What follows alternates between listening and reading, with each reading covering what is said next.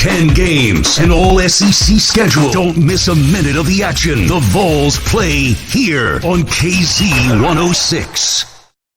Scott Chase, KZ 106, Bob Kesling call on Friday afternoons. We also put that on the Vols page, the All Vols page at KZ106.com. There are two in the winners column now for the Tennessee Volunteers for the fall of 2020. Bob Kesling, the voice of Tennessee football and sports, joins us now here at KZ106 along with Dodger. And how are you gentlemen doing? We doing well? Yeah, we're doing great. Getting ready to go down to Georgia. Looking forward to the challenge there. And, it's a Tennessee team riding an 8-game winning streak going to Georgia. It's a very confident team that's going down there. So I'm looking forward to the challenge. Offense looked real good. I mean, they controlled that ball game Saturday for sure. They did.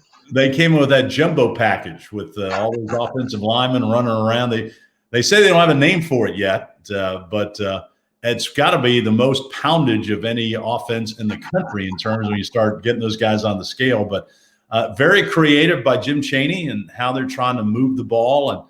And when they've got those extra linemen as wingbacks on the end of the line, you don't know really which way they're running. And they ran very well behind it last week against Missouri. Now, this is a different animal against Georgia. They got a really good defense, and they've had a week to study, what Tennessee's doing with this jumbo package. And so it'll be harder to run the ball against Georgia, but that's going to be the goal Saturday. Yeah, I want to ask you a little bit about what happened at the game this past week first before I get into kind of what's going on with Georgia, because there's a lot happening with that game, of course. Jarrett Garantano, talk about him just a little bit as his development as a quarterback. He had a lot of pressure on him, took a lot of criticism early in his career, but he really seems to be playing well at this point in time. He has really played well. He has missed some throws, and those aren't because really he's off target. Maybe he just had a little bit too much juice on the ball, throwing it a little bit high, and that's kind of adrenaline and some other things. But they have been very pleased with his decision-making, and that's always been one of the areas that Jarrett knew he had to improve on. But his decision-making and getting him in the line of scrimmage and getting him in the right play has been better. Nobody's ever doubted that he could make all the throws. There's no question about that. He's got a great arm, but it's having the time to execute and speeding up that decision process. But with this offensive line, he got hit a couple of times Saturday against Missouri, but it's not like every time he went back there, he was looking around to see who's coming.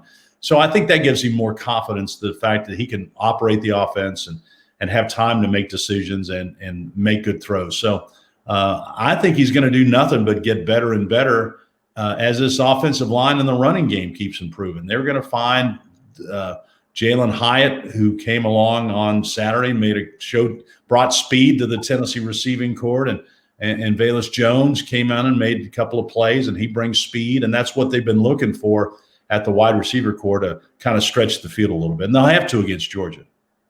And it doesn't hurt when you have a two-headed monster like Ty Chandler and Eric Gray in the backfield. They really showed out last weekend. And they both have that little wiggle about him. I mean, Eric Gray is special. He's one of those guys that when he goes through the hole, his feet don't really touch the ground. He can make moves, and he makes the first guy miss, and that's a big thing for any running back.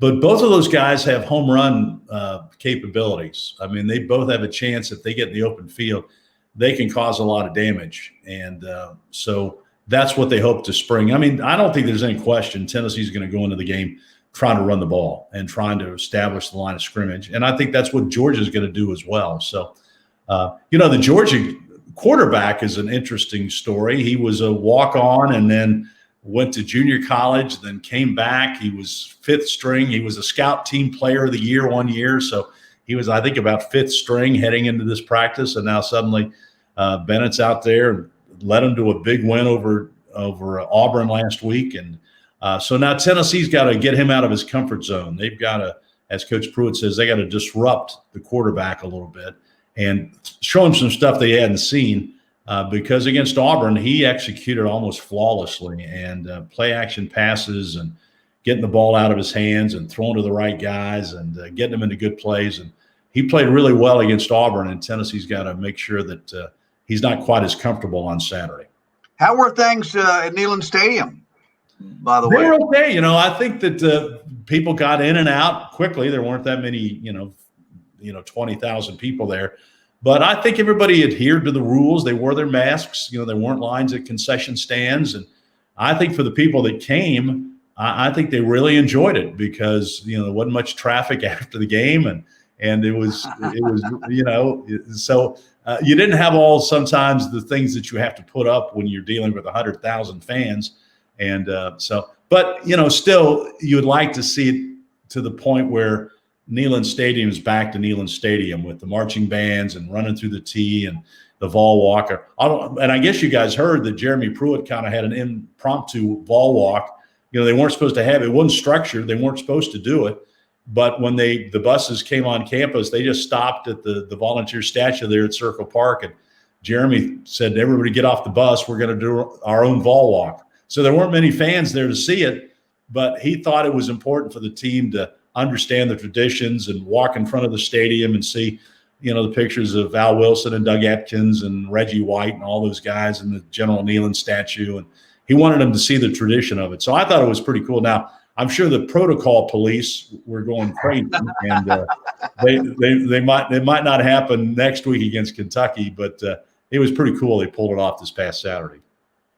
I love that about Jeremy Pruitt. I think he gets it. I think that's one thing that I think he gets the tradition. He's a Southern guy. Obviously, he understands what that's all about. Yeah. Talking about some of those games in the SEC, with an all SEC schedule, the season is just so much different. You are ready to go with conference play right now. We're week 3 and you're headed down to Georgia. There's no ramping up for this at this point in time. It's get at it and go on the field and play. How does it look for the team going into a big rivalry game this early in the season? Well, I think most players and most fans understand for Tennessee to take the next step to get where everybody wants this program, you've got to start beating the Georgias and the Floridas and the Alabamas. I mean, that's it. You want to win a championship, you got to beat those guys.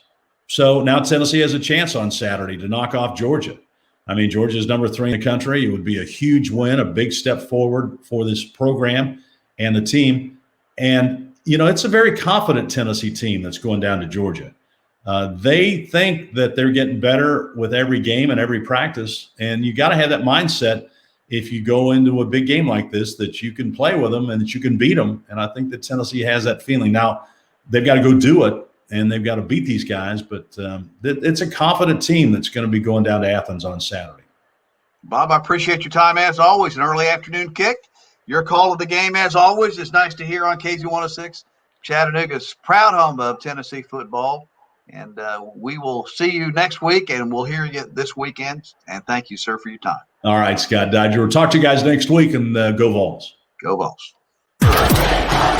10 games, an all SEC schedule. Don't miss a minute of the action. The Vols play here on KZ 106.